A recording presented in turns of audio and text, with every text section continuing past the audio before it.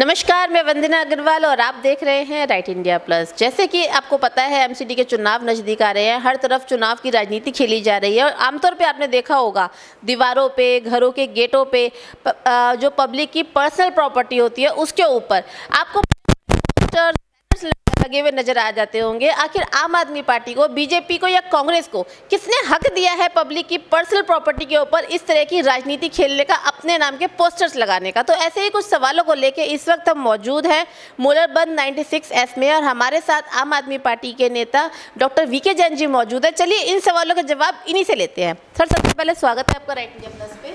Thank you madam, आपका बहुत बहुत धन्यवाद जी। Sir, hoarding, banner, poster public की पर्सनल प्रॉपर्टी पे आप लोग लगा देते हो, आखिर किसने हक दिया आपको ये सब लगाने का? देखिए, ये हक इसमें देने वाली बात नहीं है। ये जो भी व्यक्ति जिसकी भी पर्सनल प्रॉपर्टी के ऊपर ये होर्डिंग पोस्टर लगाते हैं उससे पूछ कर लगाते हैं। सार्वजनिक प्रॉपर्टी को छोड़ करके सार्वजनिक प्रॉपर्टी पे जहाँ सबके लगे होते हैं वहाँ एक अलग बात है, और उसके में भी एमसीडी उनके खिलाफ कार्रवाई करती है जो लोग इस तरह से पोस्टर लगाते हैं। लेकिन अगर कहीं पर किसी ने लगाए हैं, मेरी पार्टी ने या हमारे लोगों ने, तो वो वैसे बहुत अच्छी बात नहीं है। लेकिन मैं आपको फिर भी ये स्पष्ट कर दूं कि हमारे अपने व्यक्तिगत तौर से मैंने ये ऑर्डर दिए हुए रिटन में कि जब कभी कहीं पर पोस्टर लगाया जाए तो ये किसी की प्रॉपर्टी पर लगाते वक्त तो उसकी परमिशन ली जाए मौखिक तौर से अवश्य। और अगर परमिशन नहीं मिल रही है और बाई चांस किसी कार्ड से लगाया जाता है और अगर उसकी तरफ से कोई ऐतराज़ आता है तो विदिन नो टाइम सबसे पहले वो काम किया जाए कि वहाँ से पोस्टर हटाया जाए। सर, मंदिर और स्कूल जो कि पूजा करने की जगह है, मंदिर में पूजा होती है, स्कूल भी पूजा करने की जगह माना जाता है, ऐसी जगहों पर भी आप लोग अपनी राजनीति के पोस्टर लेके पहुंच जाते हैं? देखिए, सबसे बड़ी दुर्भाग्यपूर्ण स्थिति यह है, आप लोग कुछ पता नहीं करते। सच्चाई यह है कि यहाँ पर जो प्राइवेट स्कूल्स हैं, राजनीति के अखाड़े बने हुए हैं, उसी में मीटिंग होती हैं, गोपनीय षड्यंत्र के खेल वहीं पर होते हैं, लोग वहाँ तक दारू तक पीते हैं। मेरे पास तो ये भी रिपोर्ट है। और लोग जो कहते हैं कि इलेक्शन में दारू का इस्तेमाल नहीं होना चाहिए, दारू का इस्तेमाल होता है, आप लोग सब जानते हैं। मुझे ये बातें कहना अच्छा नहीं लगता, लेकिन उनको रोकने के लिए और उनके लिए आप लोग अपने तरफ से निजी प्रयास कुछ नहीं करते।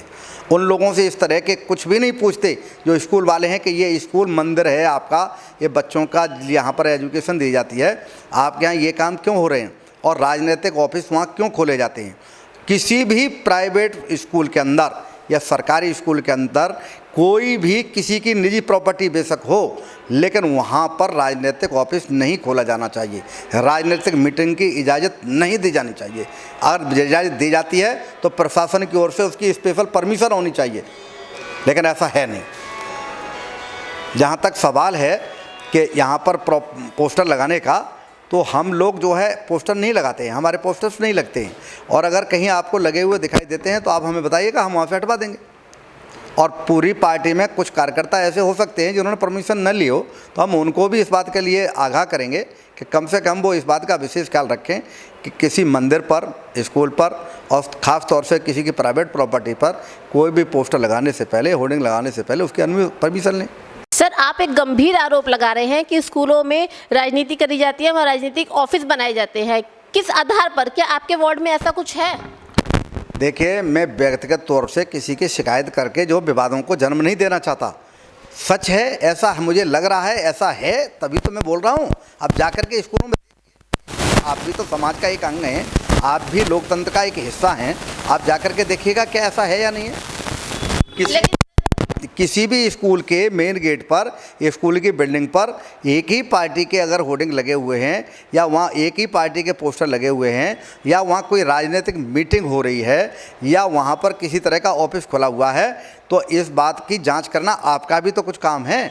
मेरे पास शिकायत है, मेरे पास सूचना है, तभी तो हमने आपसे ये बात कही है। और इसके कहने के बावजूद आप इन चीज़ों का खुद भी पता लगाइए। अगर मेरी बात झूठ निकलती है तो आप हमसे अगली बार में इस प्रश्न को पूछिए। सर, अगर ऐसा ही कुछ है तो दिल्ली में आपकी सरकार है, शिक्षा व्यवस्था पूरे आपके हाथ में है, तो मनीष सिसोदिया जी क्यों नहीं इस पे कार्रवाई करते? देखिए, जब मनीष सिसोदिया तक आप बात पहुंचाएंगे, आप लोग अगर बात नहीं पहुंचाना चाहेंगे, अगर आप इस चीज़ को, मुद्दे को उठाएंगे ही नहीं, अगर आप इसको छिपाएंगे या आप इसको दबाएंगे, तो मनीष सिसोदिया जी तक जब बात नहीं पहुंचेगी तो आपको बताइएगा किस तरीके से वो कार्रवाई करेंगे। कार्रवाई करने के लिए एक कंप्लेंटी को भी स्थापित होना पड़ता है कि कंप्लेंटी कोई तो हो जो अपने सिग्नेचर करके दे या इस बात के लिए सबूत दे। जब तक सबूत नहीं देंगे, कंप्लेंट नहीं देंगे, कोई कार्रवाई नहीं हो पाती। इस देश के अंदर तो अगर कोई मर्डर हो जाए और अगर उसके लिए कोई कार्रवाई नहीं करे, उसकी डेड बॉडी नहीं पकड़ी जाए और उसके कोई सूचना ना हो, सबूत ना हो, तो उसके लिए भी कोई कार्रवाई नहीं हो सकती है। तमाम तरह के लोगों की चोरियां हो जाती हैं, लोग रिपोर्ट दर्ज नहीं कराते। रिपोर्ट दर्ज नहीं कराते तो पुलिस कहती है कि हमारे पास रिपोर्ट ही नहीं है, हम कार्रवाई क्या करें। इसी तरीके से मनीष सिसोदिया के पास अगर कोई इस तरह का गंभीर मामला पहुंचेगा तब वो कार्रवाई करेंगे। क्या सारे देश को सुधारने की जिम्मेदारी हमारी और लोगों की जिम्मेदारी देश को बर्बाद करने की? मतलब गलत काम वो करें, पकड़ें हम, सूचना हम दें, कार्रवाई हम करें, सब कुछ हम करें। हम देश के नागरिकों का भला करें, उनको देखें या ऐसे खुरापातियों को देखें? जबकि हमारे हाथ में पुलिस भी नहीं है, हमारे हाथ में ज़्यादा कार्रवाई करने का अधिकार भी नहीं है। सर, अगर हमें छुपानी होती इस तरह की खबरें तो हम आपसे सवाल ही नहीं पूछते। देखिए, सवाल आपने पूछा है, इसके लिए बहुत बहुत धन्यवाद है, लेकिन सवाल पूछ करके आप उल्टा जो हमारे ऊपर इस तरह का आरोप लगाना चाह रहे हैं जैसे कोई हमने झूठा प्रश्न पूछ लिया हो। आपको मेरे पास तथ्य हैं, सबूत हैं, लेकिन हम किसी को व्यक्तिगत झगड़े में नहीं पड़ना चाहते, कानूनी कार्रवाइयों में नहीं पड़ना चाहते। क्यों नहीं पड़ना चाहते? कि हमारे पास जो लिमिटेड समय है उसको हम विवादों में जन्म दे करके जो है इस तरीके से नहीं करना चाहते कि जो है हमारा जो उद्देश्य है, जो आम आदमी पार्टी का उद्देश्य है कि नगर निगम में हम भी सत्ता में आएँ और जो भ्रष्टाचार हो रहा है उसको रोकें, तो हम उस उद्देश्य से तो हट जाएं और किसी और काम में लग जाएं। ये इस काम को भी हम करेंगे, लेकिन जब हम नगर निगम का चुनाव जीत करके आएंगे तो इस तरह की कार्रवाइयाँ होंगी। तब हमारे पास दो बॉडीज होंगी, एक दिल्ली की सरकार होगी, एक नगर निगम में हमारे पास सत्ता होगी। हम मिलकर के इस तरह के कार्रवाइयों को, जो यहाँ पर ये प्राइवेट स्कूलों में अगर ऐसा होता होगा या हो रहा है, तो हम उसको भी ख़त्म करेंगे। सर, आप आम आदमी पार्टी के कार्यकर्ता हैं, जब आप ही इस चीज़ को कह रहे हैं कि हमारे पास इतना वक्त नहीं है, हम इसको वक्त क्यों बर्बाद करेंगे, तो मनीष सिसोदिया जी क्या करेंगे? देखिए, इस वक्त नहीं खराब कर सकते और हमारे पास कंप्लेंट नहीं है। हम कंप्लेंट हो तो हम तुरंत कार्रवाई करें। अब हम कंप्लेंटों के चक्कर में पड़ेंगे तो जो ये चुनाव का दौर चल रहा है, इस दौर में तो हम इन्हीं चीज़ों में लगे रहेंगे। इससे मुझे लग रहा है कि आप जो भाजपा चाहती क्या है, भाजपा यही तो चाहती है कि ये किसी और काम में लगे रहे और हम अपना काम करें। सर, ये जो हमने आपसे सवाल पूछा था, ये था समाज को सुधारने का काम, और आप चुनाव जीतेंगे तो भी समाज के लिए ही काम करेंगे। तो इस मुद्दे पर क्यों आप इस तरह से रिएक्ट कर रहे हैं? रिएक्ट इसलिए कर रहे हैं कि समाज का सुधार हम कर रहे हैं, लेकिन समाज के जो बिगाड़ने वाले हैं उनको सुधारने में आपका क्या सहयोग है, या जनता का सहयोग भी तो हमें चाहिए। यानी जो कार्रवाइयाँ जहाँ हो रही हैं, अगर जनता वहाँ जाकर के इकट्ठी हो रही है, कोई राजनीतिक पार्टी वहाँ हो रही है, राजनीतिक मीटिंग वहाँ हो रही है, तो जनता को खुद ही नहीं ऐसे स्कूलों में जाना चाहिए। कह देना चाहिए आप अपनी प्राइवेट प्रॉपर्टी पे कहीं पे बुलाइए, स्कूलों के अंदर नहीं। सर, आप लोग कहते हैं कि बीजेपी धर्म की राजनीति करती है, लेकिन जो केजरीवाल जी हैं वो मौलवी मौलाना को तो सैलरी देते हैं लेकिन पंडितों को नहीं देते हैं। तो अब बताइए कि धर्म की राजनीति कौन कर रहा है? देखिए, धर्म की राजनीति यह है कि हम मंदिर मस्जिद की राजनीति नहीं करते हैं। जहाँ तक सवाल है उनको वेतन का, तो ये हमने शुरू नहीं किया है, ये बहुत पहले से चला आ रहा है। हाँ, एक बार बताइए, जैसे जैसे सरकारी नौकरियों में डीए बढ़ता है, इसी तरह से किसी की भी तनख्वाह हो, चाहे वेतन जो है वो एक 4th क्लास का हो, चाहे वो किसी का भी हो, वेतनों में इनाउंसमेंट होती रहती है। उनको डीए के साथ साथ 10 साल में हमारा जो केंद्रीय आयोग तो वेतन का पुनरीक्षण करता है, वेतन आयोग आता है। तो इसी तरीके से सबका वेतन जो है रिवाइज होना चाहिए, वो रिवीजन करते हैं और कुछ नहीं करते। हमने नए सिरे से किसी के लिए कोई कानून नहीं बनाया, हमारे पास कानून बनाने की शक्ति नहीं है। और अगर भाजपा चाहती है कि ब्राह्मणों को मिलना चाहिए, हम भी इस पक्ष में हैं, हम भी चाहते हैं कि उनको मिलना चाहिए, तो एक केंद्रीय लेवल पे एक कानून बना दे, क्योंकि कोई भी कानून की अंतिम जो है कानून को निर्माण करने की शक्ति जो है वो केंद्र सरकार के पास है। तो इस तरह से कोई कानून बनाते हैं तो हम उसका स्वागत करेंगे और ब्राह्मणों को भी मिलना चाहिए। हमें इसमें कोई ऐतराज़ थोड़ी है, हम तो चाहते हैं ब्राह्मण को भी मिले। सर, सिर्फ चाहने से कुछ नहीं होता है। आपने कहा कि आपके हाथ में पावर नहीं है, लेकिन आप राज्यसभा में इसका मुद्दा तो उठा सकते हैं, शुरुआत तो कर सकते हैं। मतलब सारे काम की आप जिम्मेदारी हमारे ऊपर देते हैं बार बार कि हम उठा सकते हैं। अरे जिनके हाथ में करना है, आप उनसे कभी आज तक ये प्रश्न क्यों नहीं पूछा कि वो क्यों नहीं कर रहे हैं? दिल्ली में सरकार आपकी है, तो दिल्ली में सरकार हमारे पास है, लेकिन दिल्ली में हमारे पास कानून बनाने की शक्ति नहीं है। हम क्या कानून बना सकते हैं इस मामले में? और एक बात बताइए, 15-16 राज्यों में भारतीय जनता पार्टी की सरकार है, वो वहाँ पर कानून बना करके इस काम को क्यों नहीं शुरू करते हैं? उनको देख देख करके हम भी काम शुरू करेंगे, हमें क्या प्रॉब्लम है इसमें? सोशल मीडिया पर रामबी बिदुड़ी जी कहते हैं कि उपराज्यपाल और हाईकोर्ट का आदेश का पालन केजरीवाल जी नहीं करते हैं। 15,000 करोड़ जो एमसीडी के बकाया हैं वो देते ही नहीं हैं। देखिए, ये उनका आरोप गलत है, पूरी तरह निराधार है।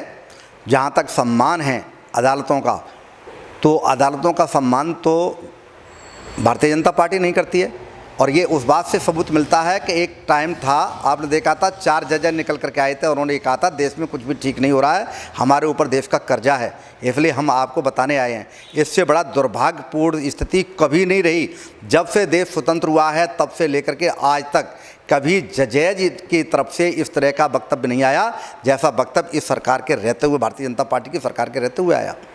और सच्चाई ये है कि इनका जो है कानून में विश्वास कम है। आप इन पर आरोप लगते हैं, आप देखिएगा कि इनके सारी शक्तियाँ, सारे जितने जो है वो इनके कहने में चल रहे हैं। आप इनका दबाव है, चाहे वो सीबीआई हो, चाहे वो ईडी हो, चाहे वो जो आपका चुनाव आयोग हो। अब दिल्ली में चुनाव आयोग ने जो प्रेस कॉन्फ्रेंस बुलाई थी, उस प्रेस कॉन्फ्रेंस में भी चुनाव आयोग अपनी बात नहीं कह सका।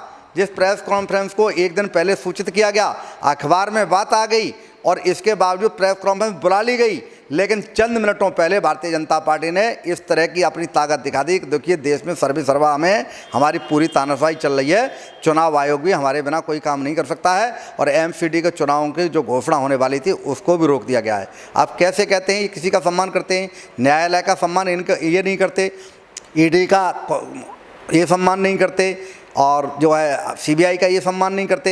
ये तो सब चैनल उन्हीं के लिए काम कर रहे हैं। ये सारी संस्थाएं, जितनी संवैधानिक संस्थाएं हैं, आज उनका मान सम्मान गिरा है।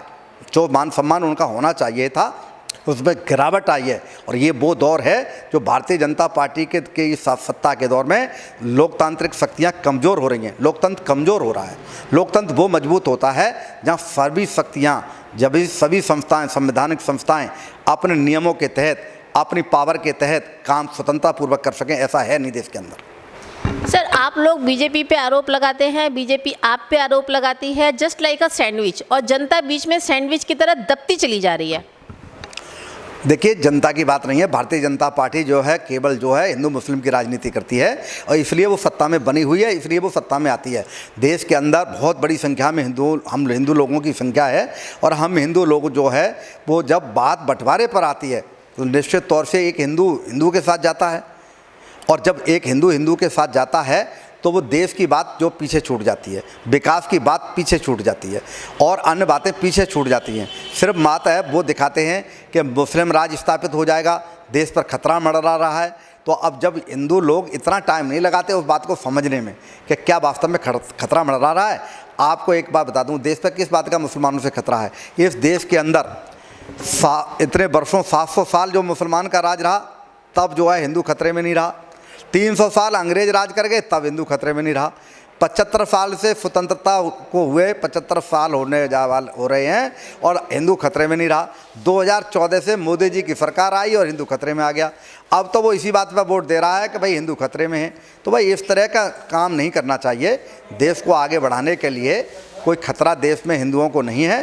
हिंदू बहुत मजबूत है और हिंदुओं का कोई बिगाड़ने वाला नहीं है। न हिंदुओं को इतना कमज़ोर न समझा जाए और डरा करके वोट न लिया जाए। ये मेरा भारतीय जनता पार्टी के मित्रों से कहना है। इस वीडियो को लाइक करें, हमारे चैनल को सब्सक्राइब कर बेल आइकन जरूर प्रेस करें हमारी न्यू वीडियोस